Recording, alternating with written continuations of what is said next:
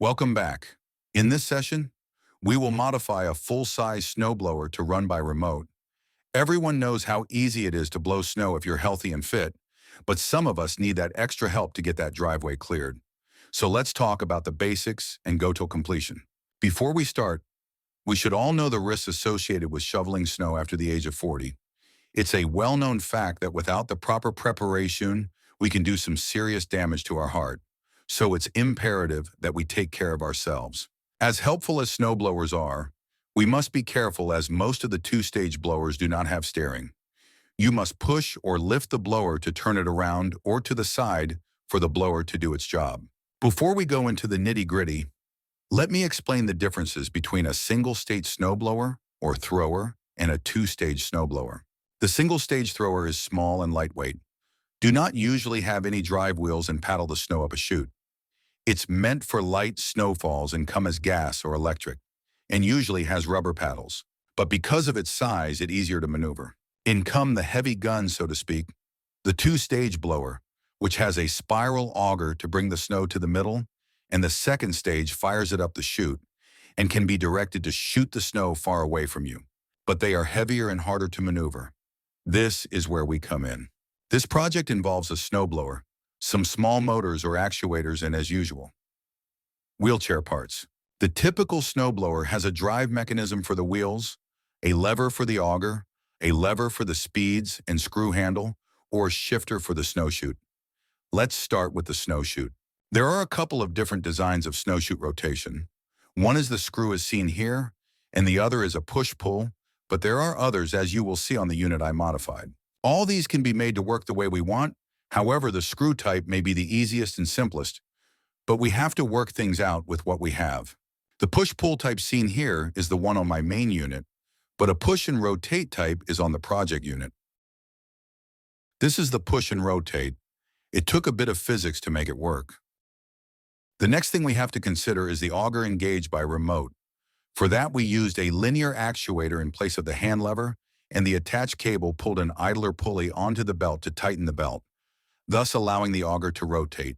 I did this for safety, and also allow the engine to start easier with no load. Okay, so those are the two things needed besides the actual drive motors. I wish to mention that this could be a bit tricky as the metal is not very heavy and could twist with the torque of the motors. So first let me show you what is inside that we have to take apart.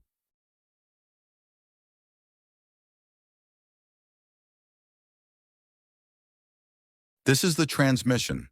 The engine drives a pulley, which moves a belt that turns the disc that has a metal wheel 90 degrees to the disc, with rubber for grip to turn the shaft, which turns both wheels at the same time, not individually. Because both wheels turn at the same time, it makes it harder to turn.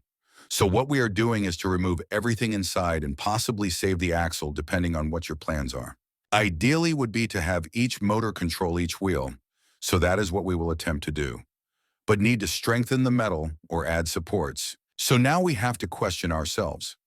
We have two options for drive motors: the motors for Class 3 and the motors for Class 2.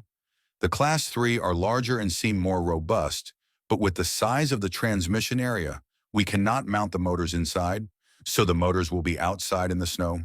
Do we cover them? Is it possible? Or do we try and fit the smaller Class 2 motors inside the transmission box and use gears to turn the axle to spin the wheels? But keep in mind the axle, because it is one shaft, will have to be cut into two pieces to spin individually. What you see here is my second attempt to have the drive outside, but since it's going to be in the snow, I decided to stick with my first version. I should mention that by putting the motors outside, it was an easier install, but after playing around on the driveway, doing donuts, the frame started to twist. So either I reinforce the frame or go with motors inside out of the snow. The problem I had was the space inside. The unit I am using is a 27-inch blower, and the two motors could not be exactly in the same spot across each other due to space.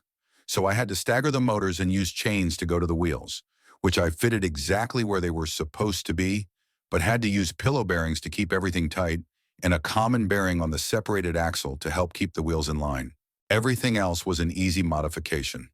Please note that the video of the unit running as you see here had 2 more adjustments before I was happy with it, but could not try it again as the spring had sprung. So now I am waiting for the snow for this year. Mind you, I am not rushing, and I have adjusted my driving skills since this video. Actually, I had a lot of fun and saved my breath since I have an issue where I needed to build this unit, as I did with my lawnmowers. The controls have the motor controls and auger engage as well as the chute rotate. All I have to do is keep an eye on things without straining myself. Just a note that the controls video on how to build it is on my channel, along with diagrams that you're free to copy. An extra section was added to the remote to adjust the linear actuator for the chute rotate, and also a smaller actuator for the auger engage with a small magnetic switch to activate flashing lights to warn people that the auger is engaged. I hope you enjoyed this project build, and I am happy to answer any questions you may have. Please give a like and subscribe if you would please. I hope you come back to my next video where things are done to help people who need assistance so they can stay in their homes longer. For now, I am the Tinker. I am the Tinker. Gentlemen.